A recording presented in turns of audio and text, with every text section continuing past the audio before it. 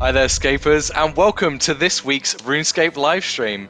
Firstly, quick shout out, Mod Surma, the audio team. Thank you for serenading us into the show with that amazing lullaby for an Elder God track. If you didn't know or get it from the name, that track actually comes from Elder God War's first chapter as an ad request, which is out now on all RuneScape clients. #plug. Just before we get into the stream, why are we here today? It's the Player Avatar Refresh Part 2. Yes, we're continuing to talk about things. And this stream is probably going to be packed once again. It's probably going to run long once again. I'm probably going to have production in my ear telling me to wrap it up once again. So just one thing I want to get out of the way super quick before we go anywhere. If you lost lifeboats to that kind of nasty voyage bug we saw last week that we hotfixed on Wednesday, you should now have those added back to your account. So if you're waiting for that and you didn't get the news earlier, you should have those now. If you haven't got them back yet, please do reach out to player support. We'll be able to help you further. Okay, that's it. We're going straight into this. And here is your next look at the Player Avatar Refresh project. And joining us today, firstly, it's the David Attenborough of RuneScape live streams. It's Mod Iroh, everybody. Hello, everyone. I'm the David Attenborough of live streams. That is unexpected. Thank you. It's the new moniker. Now also equipped with a proper microphone so we can hear from him today. It's Mod Stead. I want to know how long you've been lining up that dad joke, mate. That was great. Yeah. And finally, we're joined by a guest who we haven't had on for a while, and is the lead animator here at Jagex. It's Mod Paul B. Hello, hi everyone. And I'm your host, Mod Hooley. Now with visible eyes, so I can stop seeing the chat being like, you have the glariest glasses ever. I know, I was waiting for lenses. It's all good now, we're good. Let's get into this. So just quickly, for those who may have missed out from last time, may not have caught our articles, can you just give a quick, brief overview, Mod Iroh, of what the Player Avatar Refresh project is, what the goals are, and what some of the limitations are that we're working within? Yeah, absolutely. The avatar is such a key important part of the world. It pegs you into the world. It's what you focus on for all your skilling. We want to do the very, very best we can for the avatar and for the avatar experience. We're in a situation where the game has 20 years of history and we've got a lot of machinery that we have to work with. What we're doing with the avatar project at the moment is we're looking to see how we can refresh the look of the avatar and get something into players' hands in a kind of short time scale so it becomes meaningful. And that refresh will give us a clue for how we then tackle bigger steps in the future. So we're working with some limitations, which is we're looking to improve the visuals and the fidelity of the avatar, but we're also working with all the old machinery that's in the game at the moment. So we're making no changes to the tech, which will kind of limit some things. But the ambition is, let's get something that upgrades the avatar, that refreshes the look of it, and deliver it in a short time period, and focus it where people will see it for sure, particularly people who are coming into the game as a first experience. And so the refresh is on the content that you see in the character creator in the avatar when you first land in the world. And we're refreshing all of the character costumes, we're refreshing the bodies and heads, and we're refreshing all the hairstyles. Awesome. And last time, obviously... Oh. Sorry, and that in itself is quite a lot of work. You probably see we're all a little bit tired. There's a lot to do there. But it's exciting, very exciting. For sure, and I'm really excited to see what people you've been up to since we last been away. It's only been a month, and there's a lot to show today. And speaking of it only being a month, last time out we showed kind of this production milestone timeline of where we were, which was the proof of concept phase. What phase are we in today of the project? Well, if we've got the graphic up, we did a lot of background thinking and ideation. Then we were showing last month the proof of concept, so that was the first beginning sculpts, the first test meshes, and we wanted to get those out in front of players as soon as possible, just going, this isn't perfect, this isn't kind of the final thing, but it's underway and this is what we're testing out. And we're going to show you the changes. We took on board a lot of feedback, mixed it in with a lot of internal feedback on those proof of concept models. we're now at the stage where we need to start tipping into full production, because to produce all the content to refresh the full avatar character creator, there's probably about 200 items in all by the time you break it into the individual feet and hairstyles and beards and what have you. So we have to get started on that fast to allow it to land in a meaningful time. So we're now at the stage where we're looking to build all of the meshes. So that's all the meshes for the costumes, all the parts of it, all the hairstyles, all the facial hair, and the base bodies and the base heads, including the variants of the heads, which are the Chatheads, some of the stuff that Mod Paul B is going to talk about later on. So we're now in full production, early stages of that, trying to get a measure on our velocity and kind of like how we smooth it out.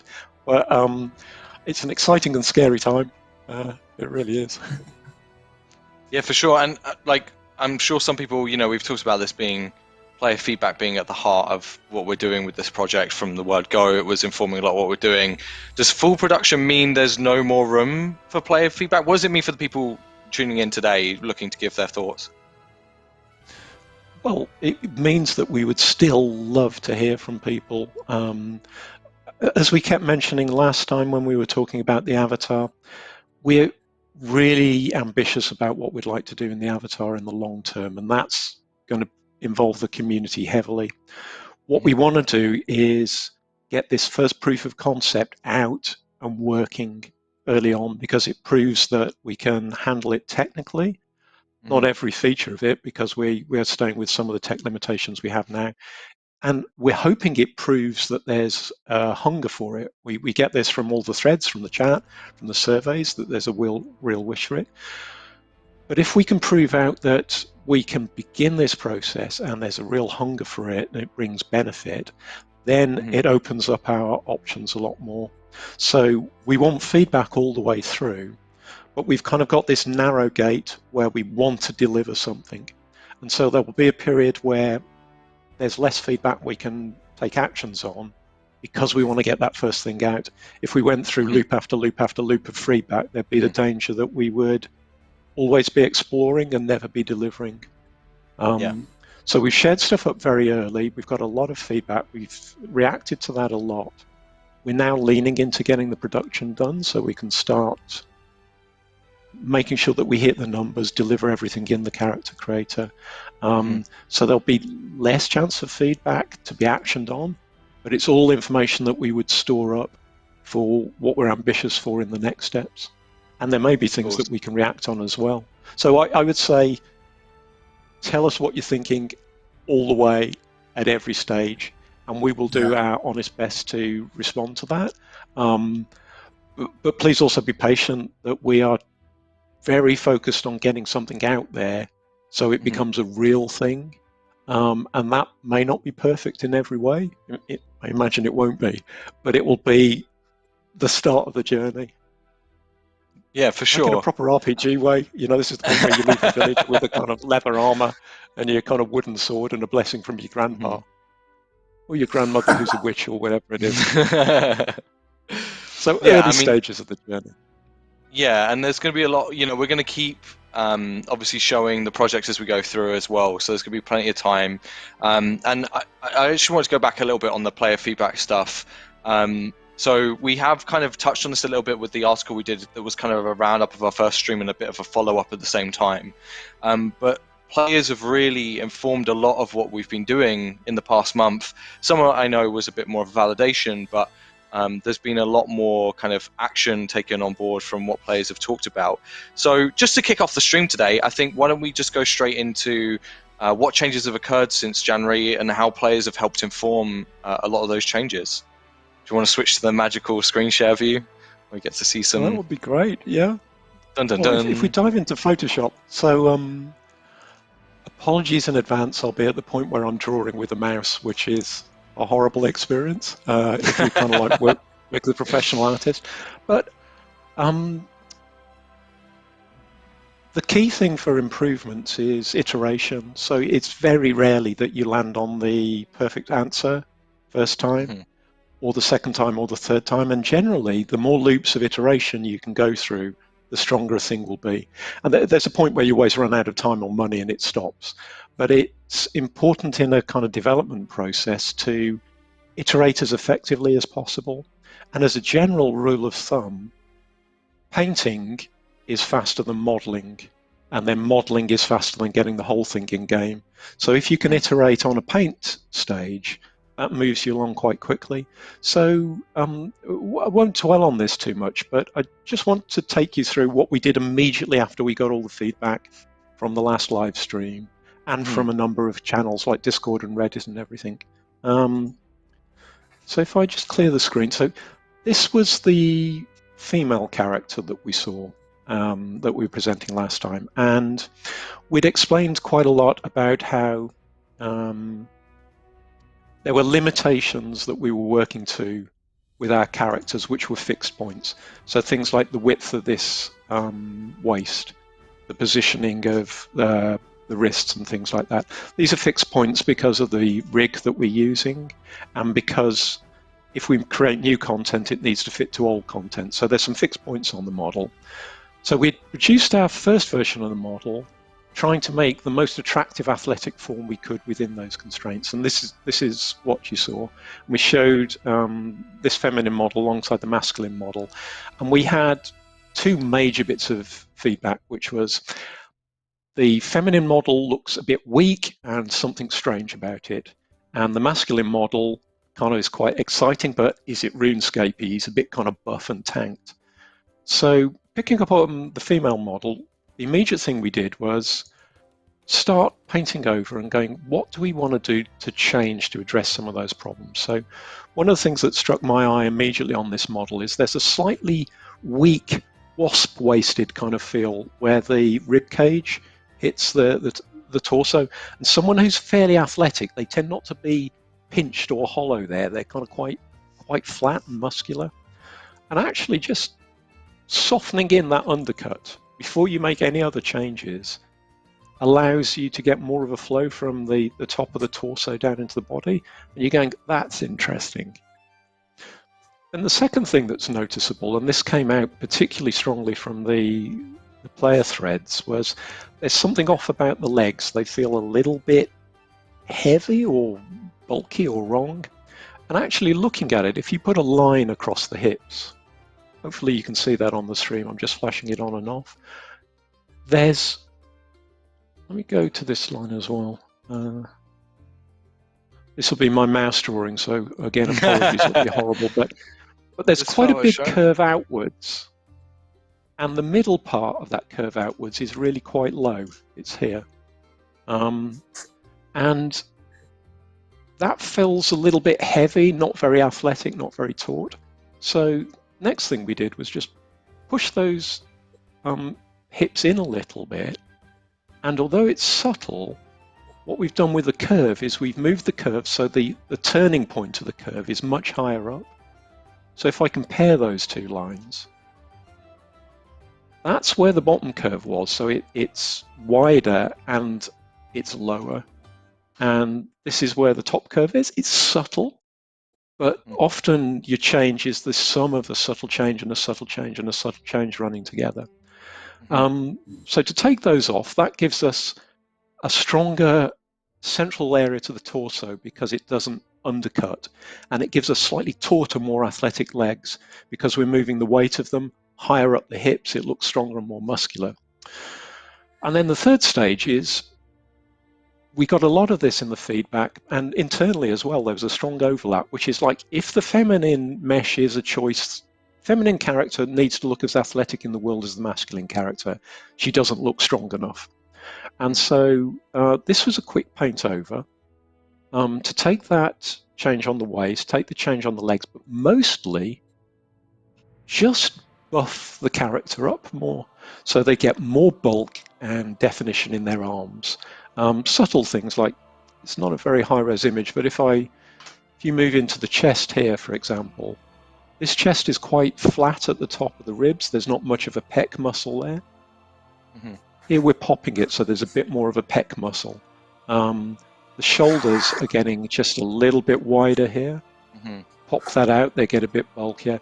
There's a lot more cut and definition in the abdomen and the kind of definition in the legs. And that's a very quick series of paint overs. It's fastest to iterate in the image. And once you've got that, you can then step into the modeling because you've got a target guide. So we went through these paint overs, a number of discussions on them, lots of people fed into them, really exciting process.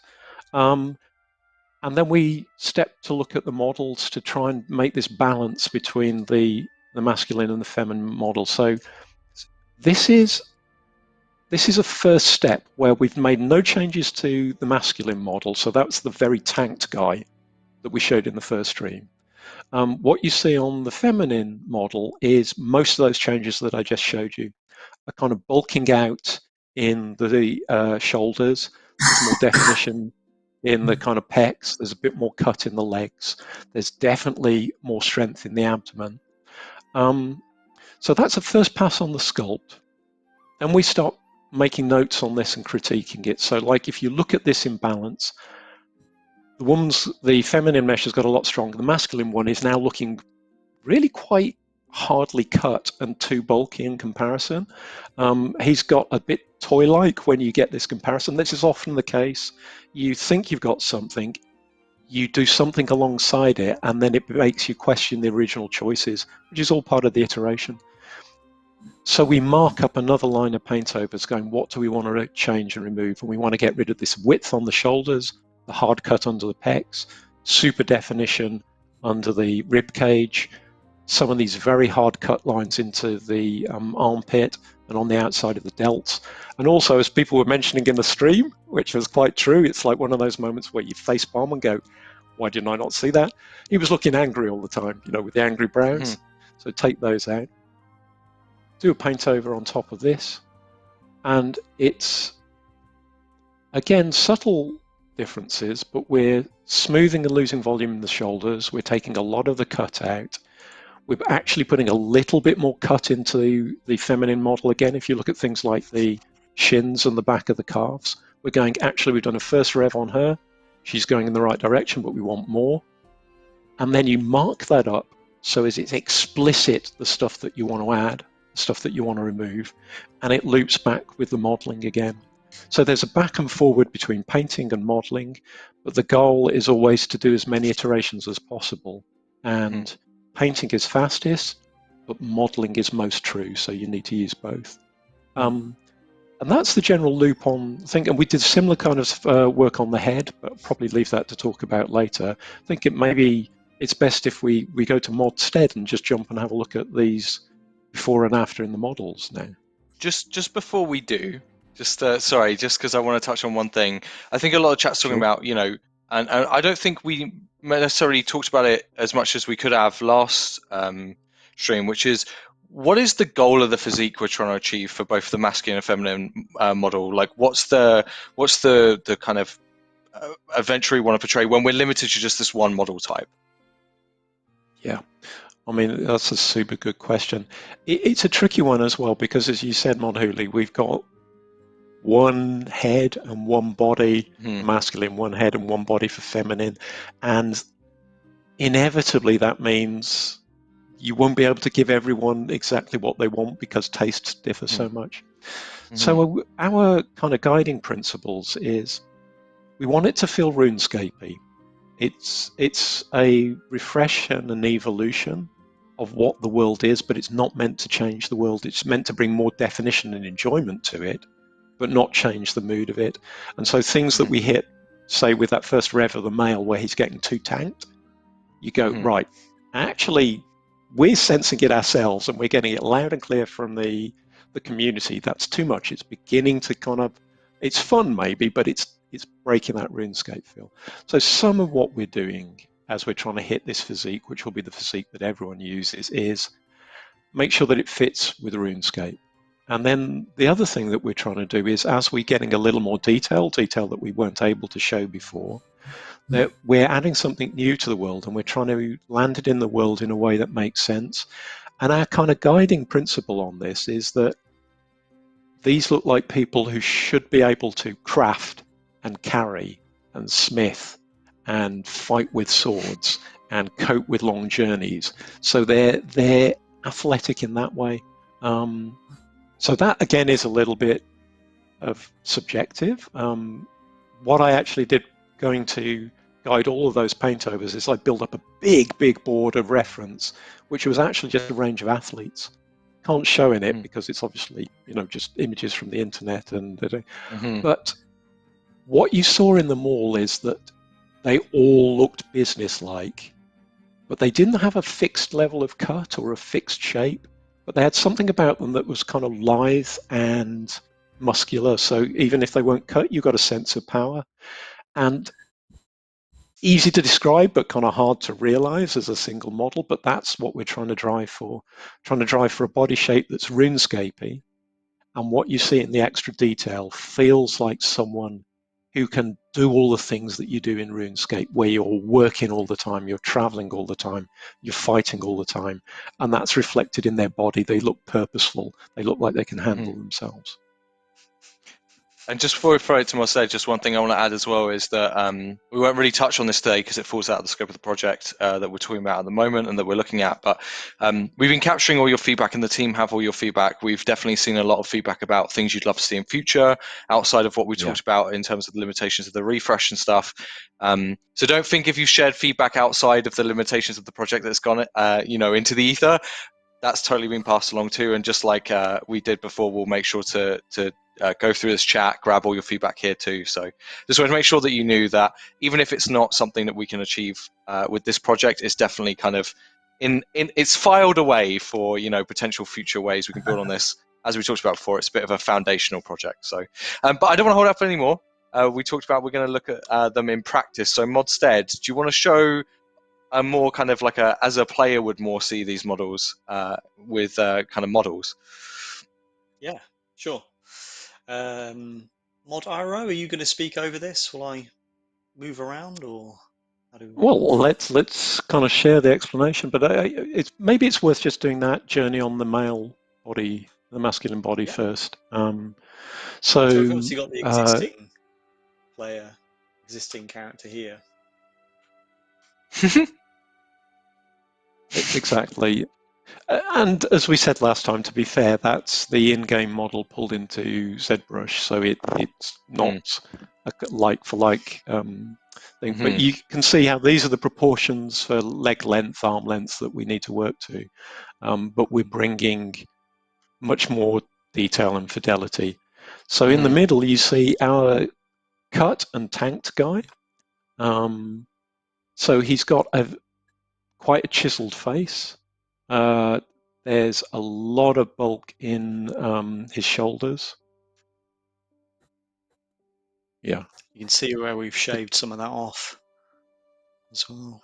Particularly across the sort of lats and the kind of top of the dolts. He's got, I think the bodybuilders call it boulder shoulders or something, like where they really pump out. And so we've pulled that back. So if you hop over to the chap that's to the right of him, that's much softer in the kind of internal cuts. And we're pulling out some of the stylized elements that we got from earlier exploration. If you look at the muscles that attach from the back of the jaw to the clavicle, we've got quite a planar form on them on our first rev. Whereas on the second form, we're smoothing it out more. This is particularly noticeable on the head. I mean, we'll talk about the heads a little more later, but the essence of RuneScape head is it's almost an egg. It's like it's quite neutral, and we've kind of got quite carried away, I think, with the modeling, and it's so much fun to model these kind of heads. So we'd put a lot of cut and shape in, and that was probably pushing things too far. So you can see there's a general softening and a slight dialing back on bulk. And what we're trying to do is get to feeling that someone's strong and powerful. They can wield a hammer in a smithy, hold a long sword, but they're not a egg whites and 6 o'clock in the morning kind of person. They're it's functional fitness, I guess. Do you want to move over to the the feminine models, Modstead.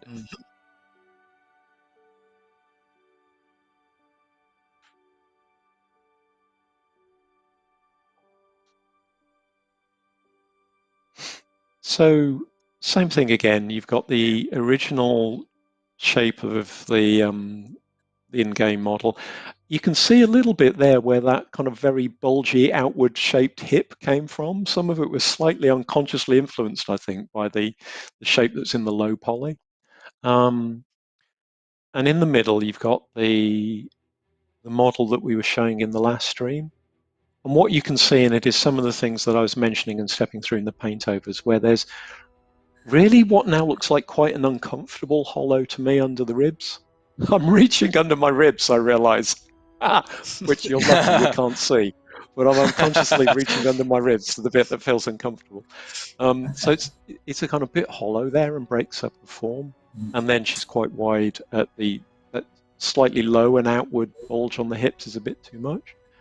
So on the right-hand side, you see that breaks of form that was inside the torso are removed. You get something that's a much more muscular torso, where it's like that slab of muscle on the front that controls the body. There's a good deal more strength in the kind of top of the chest and across the shoulders. So you can see where the pec muscles kind of connect to the sternum at the front. The kind of thing that, like on a bodybuilder, if they flex forward like that, it forms a little deep groove. If someone has some muscle strength there, you see that generally anyway, and our feminine model does now. And also, if you turn to a kind of three-quarter view, there's more width and bulk in the arm in the round. It was a little bit underpowered when you got to a three-quarter view and the kind of back view, and now the model's more filled out. These are subtle because we don't want to take things too far. We don't want to introduce problems on the feminine mesh that we're kind of moving away from on the masculine mesh. But this is the point that we've landed, which is trying to take on board all the feedback that we were getting in the streams and all the feedback that we were getting internally. As I said, caveating that, there are personal preferences. So we are getting this thing like people would like maybe a very definite masculine body, a very definite feminine body in certain ways. Because we're compromising, we're trying to think that, trying to find something that's the honest best answer as one solution rather than kind of multiple things. This is where we're kind of landing now. So these are our foundation models for the stage that we're entering now, which is production for that first set of assets. I think in the future there'll be more opportunity to return to these, and we mentioned it a little bit in the first stream. Surface detail within a given volume is something I think we probably get changes on. That's not our promised delivery, but that would be reasonably simple. Changes of actual shape is more difficult because you interact with more machinery when you do that. But there's also something we wanted to do with this, which is we've done a lot of this reviewing in underwear, and kind of RuneScape isn't really an underwear kind of game. It's like people get in and they dress up, which is, I mean, I'm new to RuneScape. I believe that's the case. Yeah, I think it's fair. No, thanks. So we wanted to kind of compare these two physiques when they're actually in a kind of an equivalent costume. So this is one of our first test costumes. So you've seen the masculine one running in game with Modstead last time. Here you see the masculine and the feminine version of our refreshed character creator content. So again, to just recap, the goal there is to keep these costumes in game, but make them their best version that they can be. So you recognize the design, you recognize all the major landmarks. However, it feels a little more elegant, a little more logically constructed. But what I wanted to show, if you look at the upper chest and arms on both of these blacksmiths, what we hope is that your sense of that being a functional physique, someone who can swing the axe, run the business, do the crafting, is reasonable. You know, it doesn't feel like one is weak and helpless and the other's like an overpowered bodybuilder. It's like, no, they both feel like masculine, feminine sort of bodies that are capable of that kind of work. You spin around the back as well, Mark, sir, please.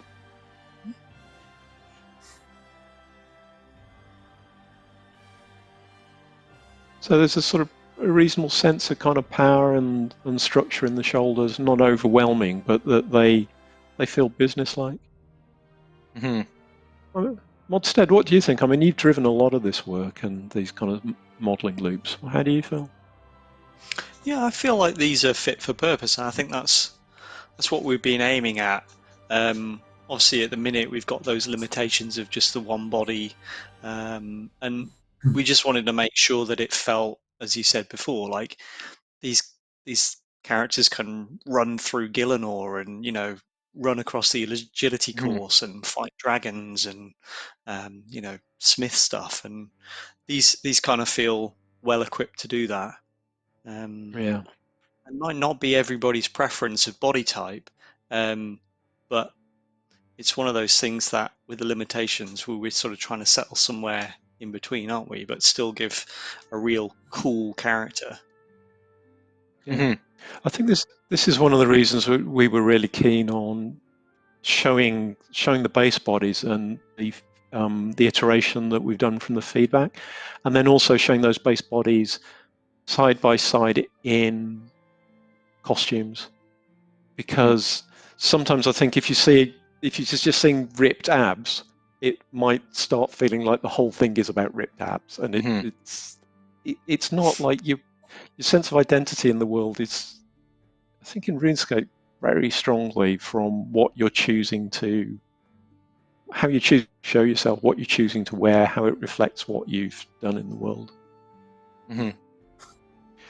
Couple things I want to bring up. So there's a couple people talking about the hands. We're actually going to get onto the hands. We actually have a whole segment on the hands, believe it or not. We will get to your question about the hands. There's comments about the arms and the length of the arms. Is that to do with the restrictions of the current model? Is that a design choice?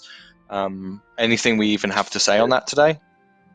Yeah, it's very, very much a fixed point for us for our kind of first delivery. So there's a very large amount of animation content, and there's a very large mesh content that runs off a certain proportion. And so the fixed points we have, say you put a point in the ankle, and you put a point in the knee, and you put a point in the hips. What we have, we can't change without changing the machinery. And the focus for this is we're accepting limitations that allow us to kind of put things out quickly. If we were looking to rebuild all of the functionality, that would be a very big ask and would be a slow process as well. So we're doing everything we're kind of modeling and constructing has these fixed points that we have to hit. And that would be things like the arm lengths and what have you. We're trying to be as... I was just going to say, obviously RuneScape has thousands and thousands of animations, and they're all created with those proportions in our template model and in all the existing kits. So making radical changes to that will obviously break all that. So that's a much more complex job to look at and outside of the scope of this. Speaking of, I was just about to segue over to you, Paul, because you've been... Paul's been very in the background, lurking, ready for his moment. Iroh, unless you got any concerns, I think we should probably take a look at the heads next, right?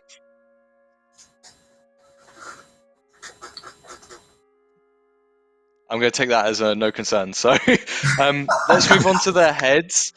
Let's move on to the heads. That's like a typical Zoom moment that just happened on stream. I love it. Let's move on to the heads. So let's show what we've been doing with the heads, and then Paul, I think you're going to run us through some of the stuff around animation, chat heads, all that stuff as well, right? Okay, so let's talk about heads first.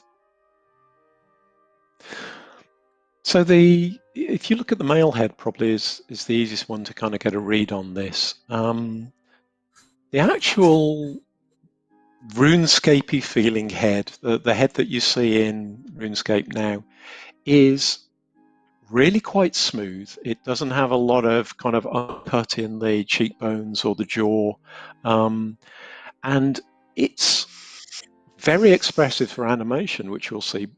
It's also quite neutral. It doesn't have any particularly strong flavor, and that makes a lot of sense because it's almost a cipher dress up with things, and also because it's a structure that you'll apply multiple skin tones to. So if you went for a very definite shape, that could start getting uncomfortable.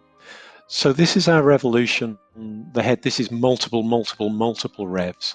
And in a way that may seem quite funny because what we've done each time is it's got simpler and softer and simpler and softer.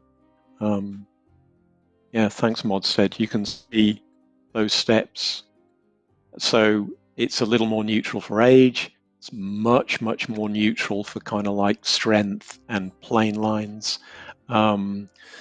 Specific features like the lips and the nose are getting a little bit, there's less definite character in them. They're more sort of volumes.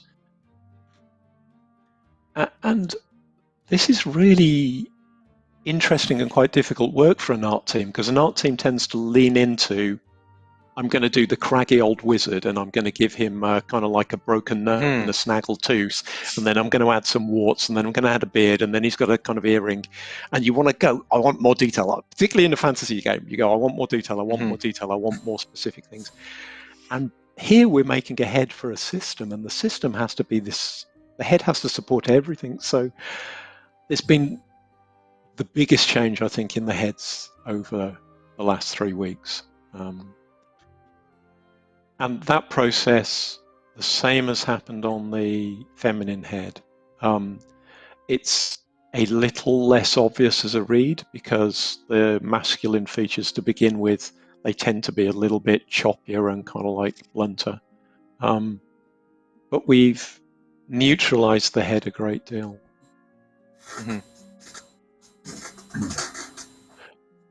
I think it's worth also saying that we're stepping into this production phase where we're going to refresh all the content in the character creator. And we need to lock down and move on so we get that done. The heads, though, at a future point, almost one of the first things we'd want to do is step into ways of animating the head differently. And that would open up the point for doing a variety of heads and treating the heads a little bit differently. I think Mod Paul B will talk about this. So, so much of what we're doing now is to make sure that there's an appeal for this, that it actually kind of hooks with the community, a refresh, and to lay the foundations of like understand a lot by trying to change it, even when you have limitations in place. Just trying to beginning that journey gives you a strong idea for where you might travel to later on. Yeah, like to your point with this phase and the idea of the refresh what's already there, not particularly adding to it or changing the technology behind it. Is it fair to say that like a lot of this is about how we deliver a kind of head for both the masculine and feminine model that to the best of our ability is something that, you know, just as much as the system allows a player to express themselves, that hopefully it will suit them within that as best as possible. Is that fair to say?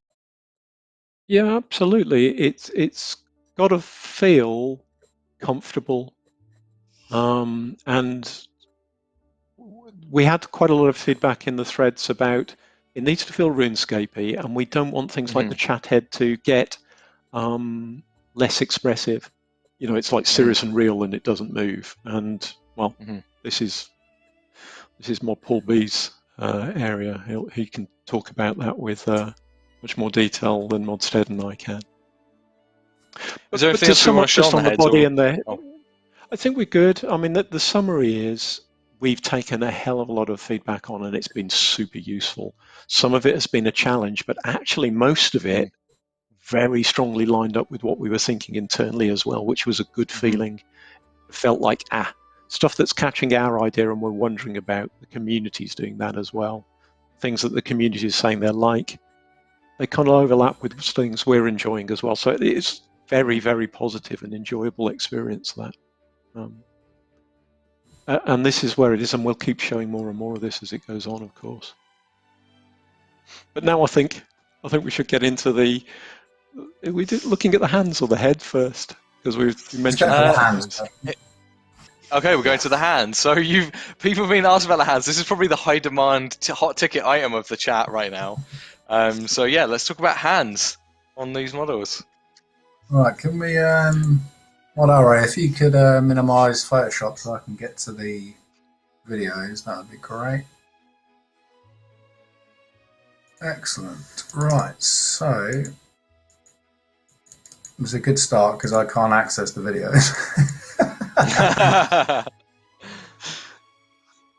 So I think production has them, don't they? Can you drive for me? Oh, here we go. It's trying to work. It's trying to work. Now, what would it be without technical difficulties, eh? So, here we have our test model. This is like our template model, and I'm sure you guys would all recognise the flipper-like hands that have been in RuneScape for many years. Believe it or not, they were an update. They're a classic. I think 2008 probably, from the meat clubs, as we call them, where they had no digits whatsoever. They're the current template. So obviously the one of the problems with this refresh and not being able to touch any of the technical stuff is that we have to make kind of high models, such as these hands with like full digits. Lo and behold, full digits. We have to still make that work with these old flipper finger hand models and rig and animations, because obviously all the animations in the game were animated without these digits present. So if you suddenly try and add them in a normal way, you'll just have non-animated extra digits. So what we've had to do is take these nicer models, but make them conform to the setup of the old flipper hands and the rig and the animations by extension. And the way that we rig up characters in kind of the older tech, which the player is still bound to, is by labeling up the faces of a model, and the hands are no exception. So you can see here the higher fidelity model with the more digits on there, but what I'm doing here is labeling up the 3 new digits that were the flipper, so to speak, up as just to conform to those 2 controls that drive those in the rig and animation. So what you're getting is a model that's prepared for future updates to fidelity, but that conforms to the current system now and doesn't break anything. So things look nicer, they work with the current animation set, and actually your brain kind of fools you into like thinking there's actually more dexterity going on there in the hands than there's really there on this air guitar remote. I was amazed when you shared this up in the channels, because it really, like at a glance, you really do feel like that's proper fingering on the kind of frets. Yeah. Once you get and that's pretty zoomed in. Obviously, you rarely see the player avatar models and anims that close up. So, yeah, you do get a. I mean, obviously, it's still reasonably low fidelity in terms of rig and animation. We're bound to that, unfortunately, for this refresh. But it's planning out for the future, as you've touched on before. And you know, when we do move to a higher fidelity system, everything's laid out and ready to go, rather than kind of, you know, reinventing it all once again. So, I mean, there's a lot of back and forth with the modeler on this to get these to work, because if there are polygons and labels that didn't exist before, it breaks. If there are polys there that did exist before, it breaks. So there's a lot of kind of massaging of the models and the rig just to kind of play nicely together, essentially. There's an element of this that sort of overlaps with that question about the arm length. So the arm lengths are defined by where your shoulder joint to elbow joint to wrist joint are. And similarly in the hands, we've actually scaled them down, and the feminine hand down quite a lot, but they're constrained by two things, which is the things they have to grip onto in the world, which are quite large, and where the rig sit. Okay, sorry, I just accidentally killed the program that allowed me to show everyone the videos. So we're back. So here we can see that kind of born out into a collection of emotes. Some of the more gesture-driven emotes, where the hands are perhaps more important than other ones. And obviously, going through these and using these as test cases and proving out that the rigging work that I've done, that the fitting of those new hands into that lower fidelity rig and anim set still read well, so that you're not losing anything. And as I say, setting up ground for future development. And just going through a kind of collection of the more communicative emotes that you guys use. So we can see there that the original flipper hands still work. They can still crunch the hands up into a fist. They can still spread them out into open hands across male and female, and still communicate the intention of the animation. I mean, it's amazing how much fidelity we actually got out of those very low poly hands to start with. That's testament to the animation team. But yeah, just going through a selection of these more gestural ones. And then stuff like a clap, which is entirely based on the connection of two hands, obviously. Still working with that kind of sense of power and springiness of the hands, as was intended when it was animated. And then on to the iconic air guitar remote. You can see him rocking out in his original form, and then rocking out without a head in the current R&D form. But,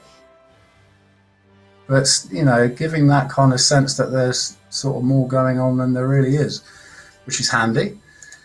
Hey, but nice joke. That's it. Yeah. So I do want to talk about one more. Hands. Well, I'll say one more thing, because one of the pieces of feedback I know we had from the first stream was the size of the hands. And unless I've misheard, my understanding is we've managed to reduce them somewhat from their original form within the technical constraints. Do you want to just quickly let people know what we've been able to do and how far we've been able to go? Yeah, so as Mod Iroh covered earlier and I expanded on, there's thousands of animations in RuneScape over the last 15 years, of course, over the last 20 years. And they are dependent on where a pivot point is located. So obviously, as the camera, obviously all your fingers are pivoting at a certain point, and you make a model, you make a template, and bring it up, you animate over all those years to that template. So reducing the size of the hands is difficult in terms of where those pivot points are, but actually what we managed to do was kind of take some of the bulk out of those hands, so they didn't feel so much like, you know, shovel hands, like someone's stooge. You know, kind of thinning them down, making them a little more elegant, and removing that sense that you guys had that they were too bulky. And so even within the limitations, there is wiggle room for us to implement that sort of feedback. So I mean, it was great to get that feedback.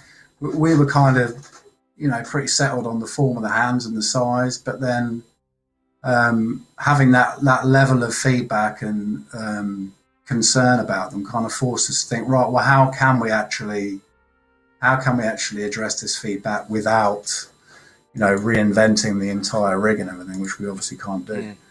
So we have reduced the size, and I think you guys were right that it does feel more appropriate now, and that's where we got with that. it was great feedback, and I mean, as Mod Paul B's saying, it pushed us. Yeah. We're working within the machinery that we cannot change. And that's a fixed point. But with a push, it makes you creative, and you aren't looking at ways that you can get the best within the system, which is standard for game development. It's almost always like you're working in some kind of constraints. And this wasn't taken lightly or in a trivial way. I mean, there were several weeks on this, weren't there, Paul? Yeah, absolutely. Yeah, a lot of back and forth, a lot of different approaches. But, you know, the restriction ultimately, we solved the problem, but, you know, it did take several angles of attack and a lot of back and forth and changes to the model, because we can't change the rig. Just to make it clear, if we changed the rig for these, then those thousands of animations would behave in a way that we can't predict. And even from a QAing standpoint, it would be an insane amount of work. But it would be completely unpredictable. So the only way to do this refresh and get this, you know, in a reasonable time frame is to adhere to those restrictions, but be creative about the problem solving, which I believe is what we've achieved. We're not entirely there yet, but we've certainly proved out that we can get it working, and get it working to a nice level. And now we're kind of, you know, we're going to want to polish that work and get it to be something that we're proud of, rather than just something that's kind of functional, you know. Sure. Okay, just in the interest of time, we are going to run long, and that's okay, for a little bit at least. Let's go on to the chat animation, the Chathead animation. No, it's good. No one was. We should really plan it for these to be 2 hours, I think, with the way we go on. But let's go to the Chathead animation and kind of some of the challenges we've had with the heads. Okay, just cool. Before we do that, I just want to share something up just on this chatting thing. We were over lunchtime on one of the hair models. We spawned a 30-post thread just arguing about the fringe on a hair model. There's like, so it's not just like this chat is saved for here. It happens all the time. Absolutely. Cool. Okay, so Chathead. So you've seen the restriction that I showed you on the previous videos and the way we mark stuff up with labels. The hands are a breeze compared to the Chathead. So when you're labeling up something like a finger, there's only a limited amount of motion that goes through. It's pretty limited, therefore it's pretty simple. You got label for the end of the finger, label for this part of the finger, label for the hand. You can break it down pretty quickly. You still got to do a lot of model wrangling, but it's an absolute breeze in comparison to the Chathead. So that's the old Chathead model, and this is a newer Chathead model, derived from the ones that you'd seen from the slides previously. This is with much more rational kind of edge loops, much smoother, more logical way of it being constructed. And we want to maintain that for future work. So again, this is me trying to fit those better models into a system that was designed, again, with very specific models in mind, created from very specific models, very specific labels, but cramming a different model with high accuracy into that old system. So you can see, I mean, the amount of labeling on there is, you do start to go blind after a while.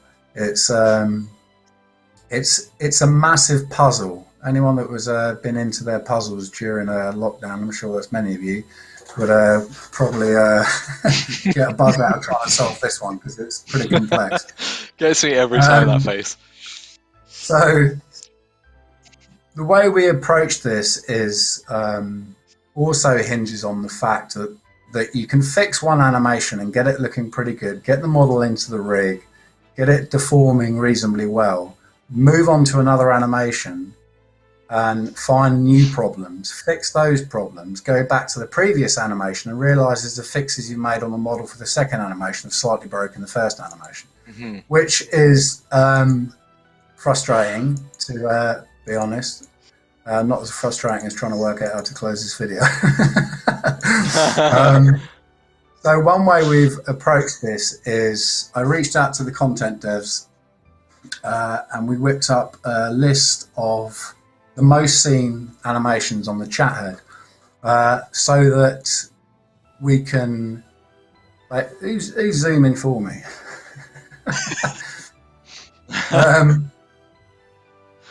Ghost in the machine. So that we... Thank you. So that we can target the animations that you guys see the most. That's not to say that we're going to leave the ones in priority 2 or 3 untouched. We're still going to put a lot of effort into making sure the entire set work to a high standard. But really, we want to put, you know, get the bang for buck in the ones I see the most. Sorry, I've not spotted that before. There's a facial animation called Gnome Mind Meld. No way. There's quite a lot of strange things in RuneScape. Gnome Mind. You're only extremely disgusted twice in the entirety of RuneScape, though. So there you go. Well, that's a good sign.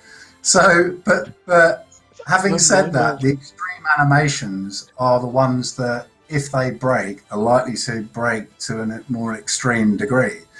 So what we're going to be doing is looking at group 1 and putting a lot of time and effort into getting those to look as pristine as possible. Also looking at these extreme examples where if they do break, as I say, it's pretty extreme.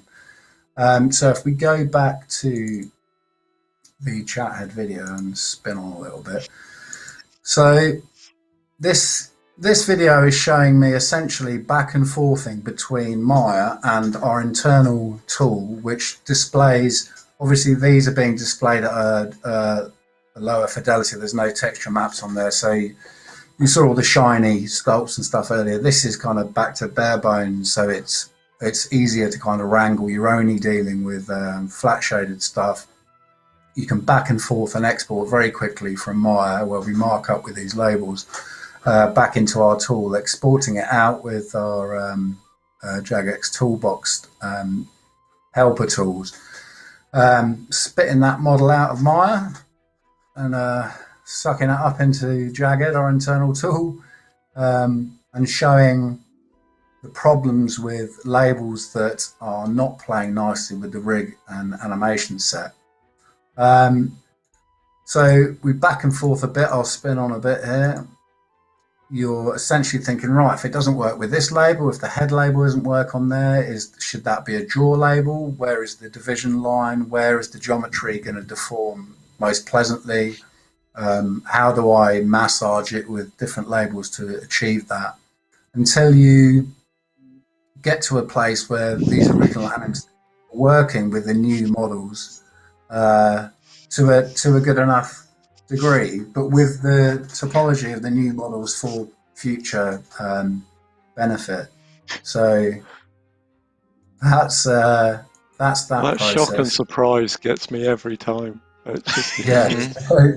So obviously you guys, the players, really enjoy those. We had a lot of feedback about you guys really enjoying those big pose ad anims, and you didn't want it to be too po-faced and serious by us doing this refresh. So one of my challenges has been getting this rig and anims and these new models to work with these more extreme ones where the tendency is for things to rip and form. So that was definitely a focus. Again, if I can work out this video plan.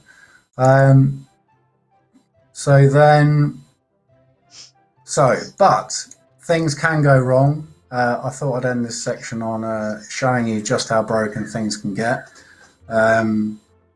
when you screw up the labels and you accidentally end up with a chin label on an eye and an eye label on an ear and a face label on the nose. Things can go south pretty quickly. And to be fair, when we first started trying to copy the labels over from the older ones to the new heads, that's pretty much what I started working with. Oh gosh.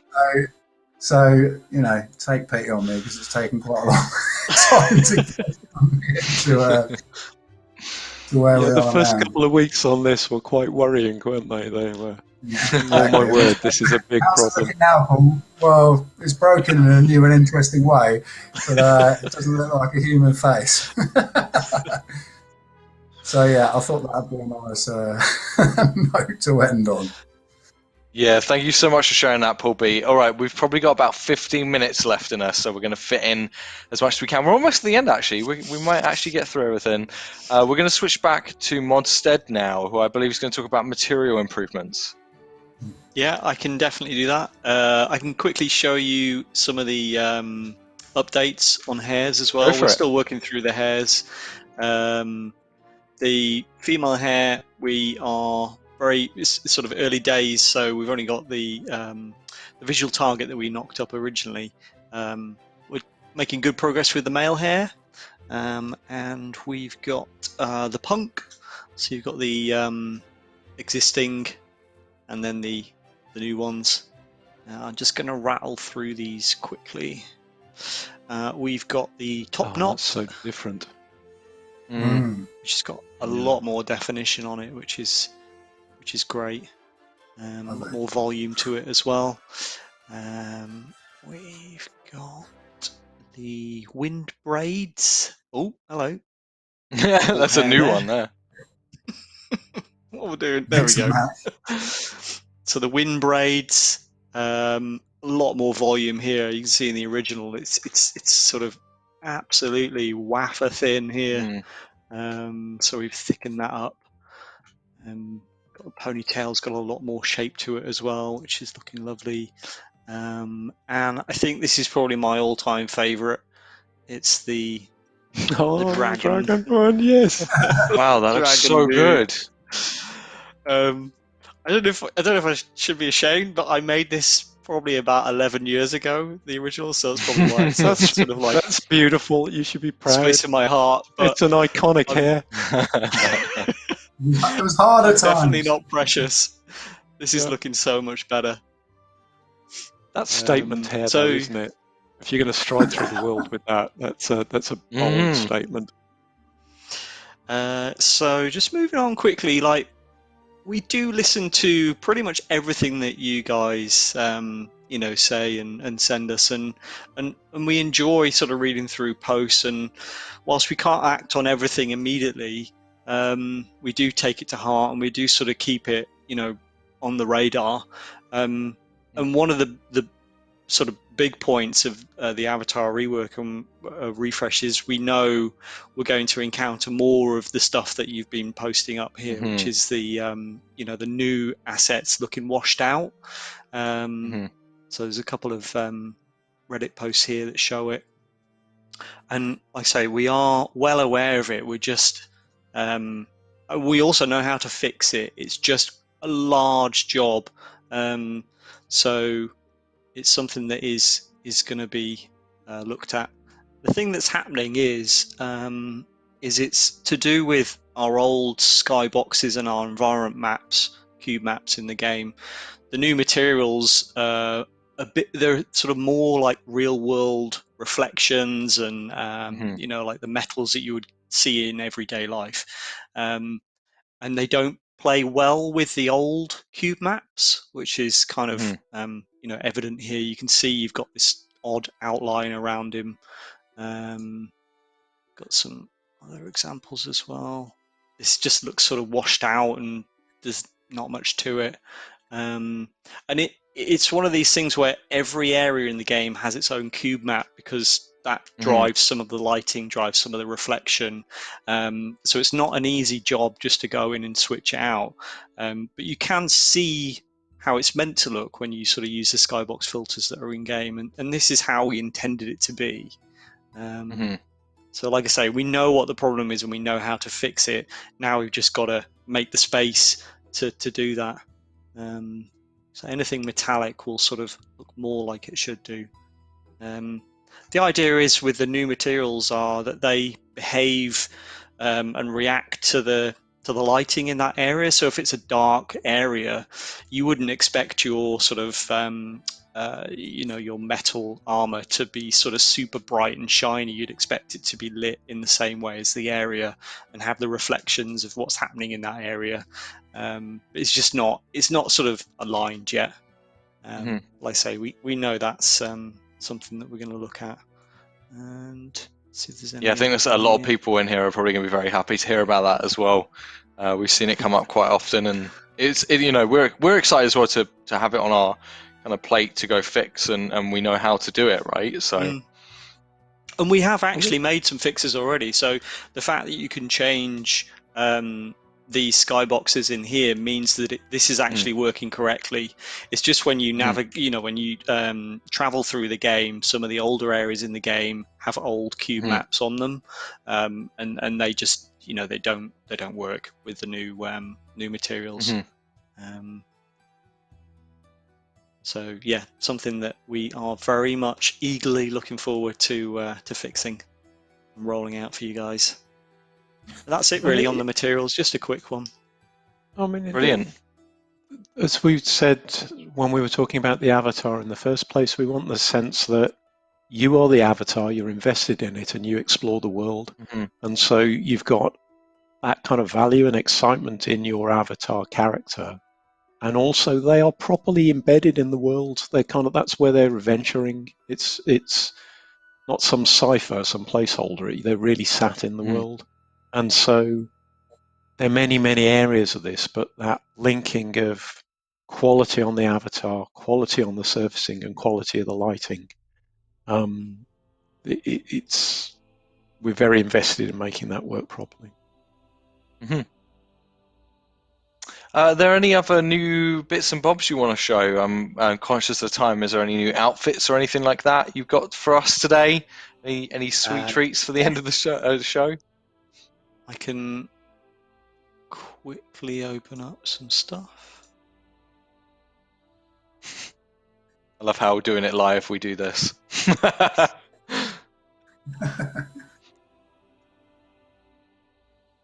is such statement here. I saw someone say that's an accurate representation of their quarantine hair, so unintentional when first designed, but we got this one. So here we've got the Beastmaster outfit.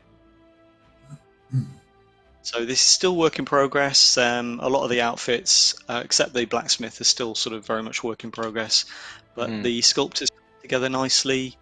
And with all these outfits, we're trying to maintain the spirit of the original one, but just make them more elegant, make them read better, and obviously give them the new surfacing, the new materials. So there's the Beastmaster. Some general things like trying to make the shoes a bit more shaped. Like some of our shoes in the past have felt a little bit not terribly well designed, and now when we refresh things, we can make them more expressive. And adding a level of believability as well. So, belts actually having buckles to them, and where we've got two different types of materials joining, there's actually seams to them, and making it look, like somebody's actually made it themselves rather than the wizard doing it. So those are the two that I can show quick. I can show some stuff in game. Yeah, let's end on that. I think that's a great thing to end. Let's do that. We're going to end on that. Okay. It's where it means most. So here we go. So we've got the male and female blacksmith outfits in, masculine and feminine ones. We've got the example hair, so the visual target hair and the visual target beards. And we've also got the skin tones working as well. Awesome. So it's the latest bodies and the latest costumes. And you remember sort of 3 or 4 weeks ago, we were showing everyone with helmets. We've actually, they have their real heads there now, which is just such a nice moment. The chat was, take the helmet off, take the helmet off. Yeah, I remember. just before we started this live stream as well, we had a horror show with the feminine version where the labels were not working. Everything was sort of exaggerating across the whole screen. We came in on fire. So big shout out to the team that pulled that together. Yeah, when you switched and the wrists were still attached, I was very confused. I'm not going to lie. They're not perfect, as I say. Like, we're still work in progress. So the male has a few weird things that are sticking out the back of him, and there's a few gaps. But this is still, like, say, in progress. But we are. Can you zoom in loads for everybody as well, as close as you can, because people are wanting to see them as close as the camera will allow. Yeah, so yeah, that's great. Thanks. I mean, you can rarely get this close when you're in game because you've got the camera constraint, which is more like that. But yeah, exactly. We do have the machinima camera, I suppose, that you can. Oh, I did miss the opportunity to say enhance the whole stream. Every time we've zoomed in, people have asked me to do that, or said that in chat. I should have done it next time. Go on, you do enhance. Enhance. Computer enhance. Am I going to call you a computer? That feels weird. Awesome. This is why we keep returning to this statement that we're working with some certain limitations, because we want to prove out value and get it in game and get it shown and functioning early. Whereas if we went, this is a huge task that's 100 years, or £1 million and 100 years, then it will be 100 years off. It's like it's not. We want to improve things in steps immediately. So rather than going, it's not like a rocket flight where we just go, it ends here and you're not going to see anything till it lands. We're going to do a kind of more step-by-step journey. So some of those steps will be a little bit smaller, but they actually are meaningful and prove it's working. Like, it was only sort of 3.5 weeks ago, we actually got the very first one of these in-game, partially working without a head. And now we've got a couple of costumes. We've got the masculine and feminine bodies with multiple rounds of iteration on them. I'm not going to lie, it's quite scary because we're trying quite a lot quite quickly, but it's also super, super satisfying. Like, the internal team is so excited on this. It's the kind of stuff you go into game development for. I want to make people in a fantasy world, and I want to make them look good, and I want them to have adventures. And 100%. Well, you see the smile on my face, the grin. it's sort of the end result when the effort of getting it through all of our tooling and all of the pipelines and everything else, and sort of seeing the end result in game is so satisfying. And then obviously getting it into the hands of you, our players, is just icing on the cake, really. So hopefully you're as excited as I am. Is that possible? I don't know. Well, thank you, everybody. As always, it's such a shame to wrap these up. I have to say, once again, massive thank you to our incredible character art team and everyone involved in bringing this together. Like, the amount of effort that goes not just into this project, but into bringing these streams together is huge, and they managed to fit it in anyway. So thank you, everybody, for everyone who contributed. Thank you so much. But that is another bumper Play Avatar stream behind us. We hope you had a really nice time with it. If you do have any feedback, this is the time for you to speak out, right? We're going to go back through the chat logs. Thankfully, Twitch and YouTube and stuff give us that now, which is great, so we can kind of go through and see what you said throughout the stream and kind of capture your feedback. But also, whether you're on Reddit, posting to us, like tweeting at us, posting on Facebook comments. We've got a dedicated Player Avatar Refresh Discord channel. Please do go out there, drop us your feedback. We'll also start up a Reddit thread tomorrow, more than likely, as well as be jumping into the Discord chat. We will gather all your feedback and pass it to the team. So just keep your voices coming. We want your kind of voice to be part of this throughout, and we'll do what we can to incorporate it. But otherwise, that's it from us today. Now, I'm just going to leave you one thing, which is, if this wasn't exciting enough, next week we'll be revealing some brand new PVM content that Mod Osborne hinted at on last week's stream. So do not miss it. We're going to have another great stream for you next week. Until then, we'll see you next time. Thanks, Scapers. See you all.